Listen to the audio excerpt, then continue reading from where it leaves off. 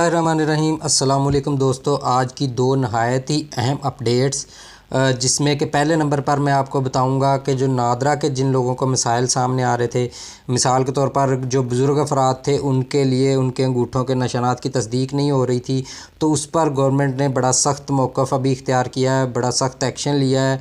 और दूसरी जो अहम अपडेट वो ये होगी कि मैं आपको बताऊँगा कि आपने एहसास लेबर प्रोग्राम में आपने किस तरह से अप्लाई करना है, जिसके ज़रिए आपको 12,000 रुपया जो है आपको रिसीव होगा। तो जो पहली जो इशू जिस पर तमाम लोगों को मसले मसाइल, तमाम को तो नहीं, काफ़ी सारे लोगों को मसले मसाइल आ रहे थे कि उनके अंगूठों के तस्दीक में मसला आ रहा था कि कुछ लोगों के अंगूठे जो हैं उनके थंब इम्प्रेशन जो है वो ख़राब हो चुके हैं, ख़ुसूसी तौर पर बुज़ुर्ग अफराद के। तो उनके लिए हुकूमत ने एक स्टेप लिया है कि वो जो है उनके लिए नादरा दफातर खोलने का ऐलान कर दिया है।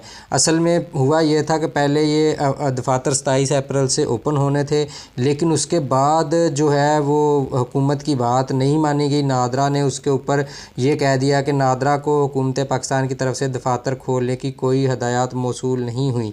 तो इस पर फिर हुकूमत को एक एक्शन लेना पड़ा। वो उन्होंने एक्शन ये लिया कि उन्होंने एक नोटिफिकेशन जो है वो जारी किया मिनिस्ट्री ऑफ इंटीरियर की तरफ से कि ये जो keeping above in view all 600 NADRA centres and 200 mobile centres में बी ओपनड। क्योंकि ये उन्होंने नादरा ने कहा था कि हम नहीं खोल सकते जब तक हुकूमत की तरफ से कोई हमें नोटिफिकेशन नहीं आता। तो फिर ये मिनिस्ट्री ऑफ इंटीरियर की तरफ से ये उन्हें लेटर गया कि आप ये दफातर। इसके बाद दूसरा नोटिफिकेशन जो नादरा ने फिर जारी किया, नादरा ने अपने तमाम के तमाम सेंटर्स को वो लिखा लेटर वही वाला, उसकी कॉपी अटैच की मिनिस्ट्री ऑफ इंटीरियर की, और उनको ऑर्डर जारी कर दिया कि it is to inform that NADRA operation shall commence from 4 May 2020 onward.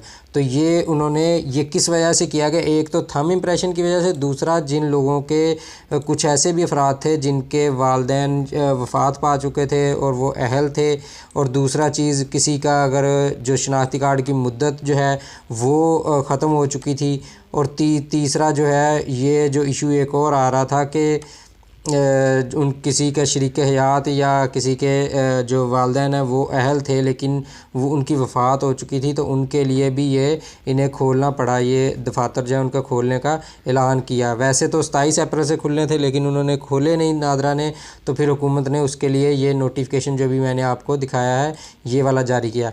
अच्छा, तीसरी और एक और अहम अपडेट जो है वो ये है कि जो जिन लोगों को जांच पड़ताल का मसला आ रहा था कि जांच पड़ताल आपकी हो रही है, उनके लिए भी नहायत ही अहम ये अपडेट है कि उनको भी 15 दिन के अंदर अंदर उनकी अहलियत के बारे में पैगाम मौसूल हो जाएगा। ये सानिया निश्तर साहबा जो हैं उनकी तरफ से ये ट्वीट है, और उन्होंने ये जो है ऐलान ये जारी किया कि 15 दिन के अंदर अंदर उन लोगों को जिनको जांच पड़ताल के मैसेजेस आए थे उनको 15 दिन के अंदर अंदर अहलियत के बारे में हतमी पैगाम जो है वो मौसूल हो जाएगा। अच्छा, अब आते हैं इसी प्रोग्राम के दूसरे हिस्से की तरफ कि ये जो अभी प्रोग्राम एक अनाउंस हुआ है एहसास लेबर, तो इस पे आपने अप्लाई किस तरह से करना है अपने कंप्यूटर से, अपने लैपटॉप से। तो मैं ये बताता हूँ कि आपने ये वाली वेबसाइट जो लिखनी है ehsaslabour.pk/ehsaas/। तो ये लिखेंगे तो आपके सामने ये जो है इंटरफेस आपके सामने ओपन हो जाएगा। यहाँ पे आपने सिंपली अपना आईडी कार्ड का नंबर देना है, जैसे कि मैं लिख रहा हूँ। आपने इसी तरह से अपना आईडी कार्ड का नंबर यहाँ पे दे देना है। उसके बाद मोबाइल ऑपरेटर आपका जो है वारिद है, टेलीनॉर है, जो भी आपने वो लिखना है, और यहाँ पे अपना मोबाइल का नंबर आपने लिख देना है। इसके बाद जो तस्वीर में दिया गया कोड N3J आई थिंक, तो ये आपने लिख देना है। तो इस पे ऊपर आपने तस्दीक के लिए क्लिक कर देना है। तो ये आपकी बराह करम यकीनी बनाया कि आपकी तमाम ज़ाती तफसीलात दुरुस्त हैं और आपने कोई मालूमात पोशीदा नहीं रखी हैं। अगर फ़राहम करदा मालूमात गलत साबित हुई तो आपके ख़िलाफ़ कानूनी कार्रवाई हो सकती है। तो अब ये मैंने जो चीज़ें डाटा दिया था उससे उन्होंने मेरा नाम जो है ख़ुद ही एक्सट्रैक्ट कर लिया, क्योंकि नादरा के साथ इसका लिंक हुआ है। यहाँ से अब आगे वो पूछता आपको उजरत योमिया मिलती थी या महाना, तो यहाँ से आप इसको योमिया महाना जो भी आप कर लें, योमिया कर लें।